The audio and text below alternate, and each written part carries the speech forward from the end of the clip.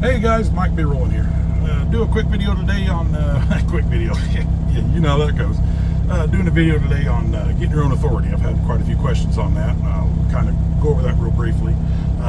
It was 2014 when I got my authority, so the numbers might be slightly different, you know, the dollar amounts, but the way you would start going about that is you go on, I think I used a company called dotauthority.com, or, you know, there's multiple companies online that will do all the paperwork for you, and I think it cost me about $750 back in, like I said, back in 2014, maybe a little more than that now, but you gave them your basic information and they applied with all the, you know, all the applicable things, and it was actually a really quick and easy process of getting your own authority.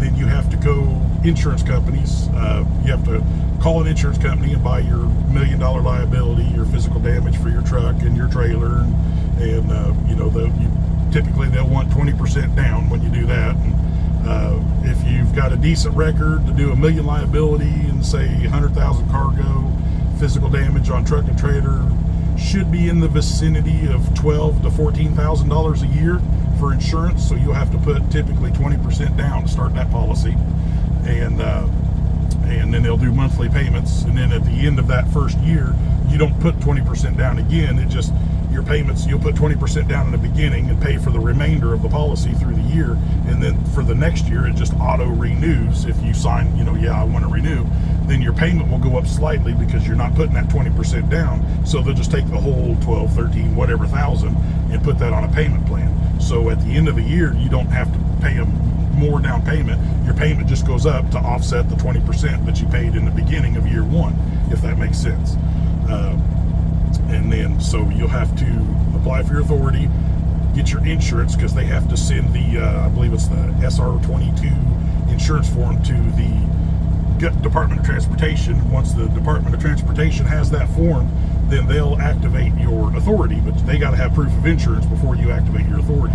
And if at any time that insurance lapses, they immediately notify the Department of Transportation and they'll shut your authority down like that, you know, so you've got to have insurance. You also have to join what's called a drug consortium. I used OOIDA because it's you want a big platform of people, because I don't know if you know how drug tests work, but they take a group of people and then they randomly draw, I think it's 10 or 20% each week or each quarter or whatever to to select them for the random drug screens. And I used OOIDA, and I think that was $35, $50 a year. Wasn't much, just to join their, it's called a drug testing consortium. And I gotta pull ahead here, I'm in line to get loaded. But yeah, you pay them a small fee and you're joining, and they just, whenever your name pops up in the selection process, they send you an email, and you've got, I think, 12 to 24 hours to go take a random alcohol and drug screen, and, you know, just like anywhere else. But you got to have that. And then you're going to have, when you get everything, before you're activated and ready to run, you have to pass a safety inspection. They'll have a DOT or a state trooper come to your point of business, you know, like mine was just run a business out of my house. So they came out to the house and they double checked all the paperwork. One little thing that you want to take notice of: your files at your home, where you keep all of your truck maintenance files and everything, and then your drug test results have to be separate. You cannot store your drug screen stuff in the same filing cabinet as your other paperwork. So you have to have, for me, it was as simple as taking that file for drug tests and just walking into the kitchen and sticking it in an envelope, or in a place where we keep bills. You know, it was in a separate room. That's all they wanted to see. It cannot be together. That's one of the things they'll write you up for, or, you know, ding you for when they come do their inspection. But he just came out to the house and inspected all my paperwork, wanted to see the annual inspections on the truck and the trailer, and yep, everything looks good, and just real friendly, you know, nothing serious. They just want to make sure you're compliant, you know. And then from that point, once your insurance is good, drug consortium's good, they basically send you a letter saying you're now active to run, you know. At that point, you go out and get your customers, you know, sign up with brokers to run your own authority.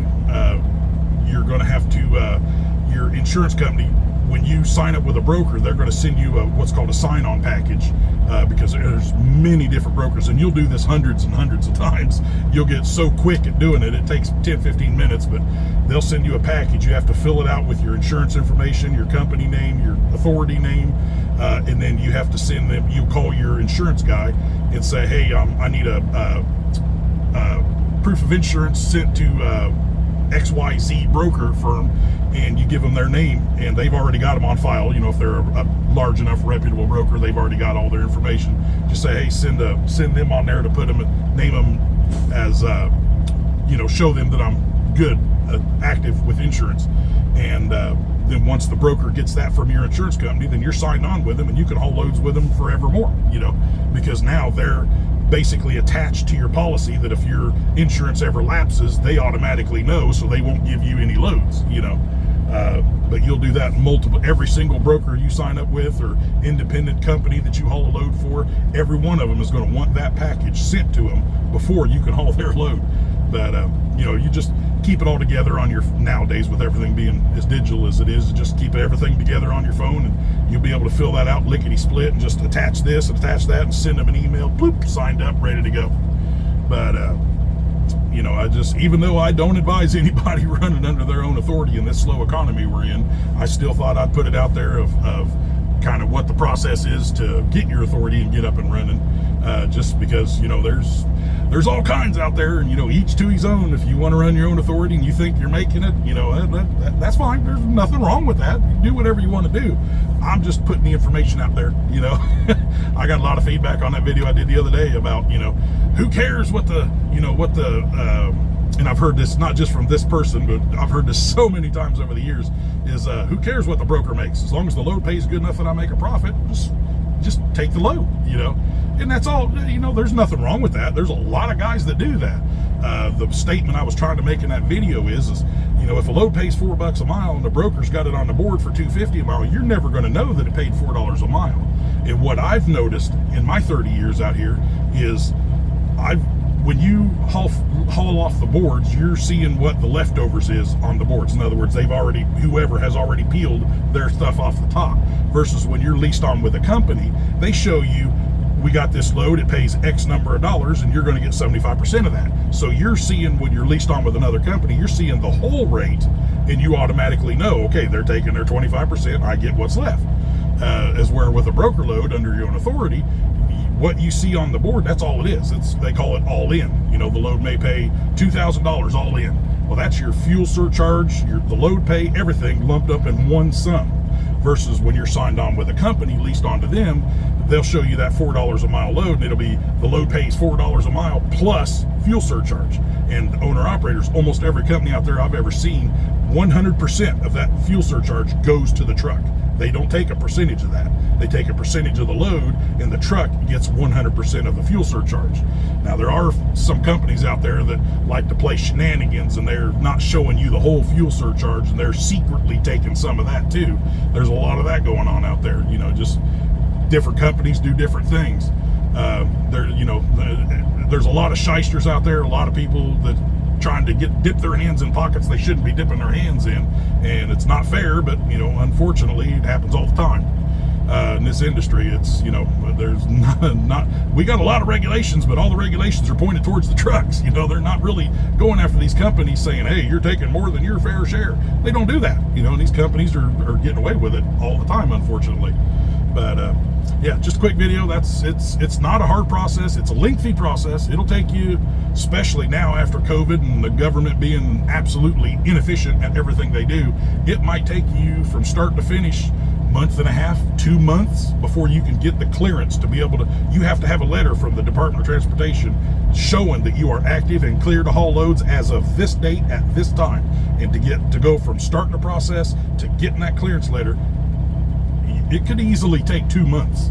So, you know, you might want to be running for some other company leased on somewhere else, or you know, be able to sit for 2 months and not do any work while you're trying to get your authority up and running.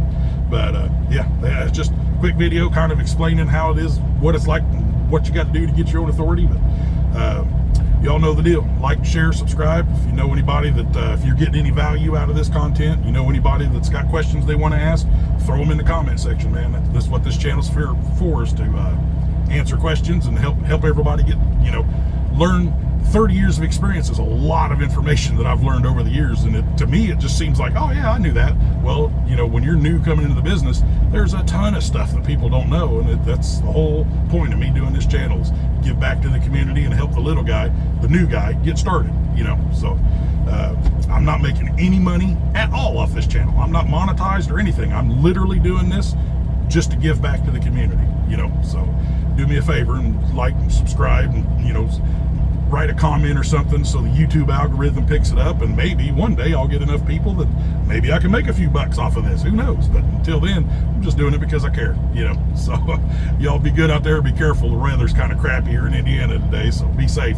We'll catch you later.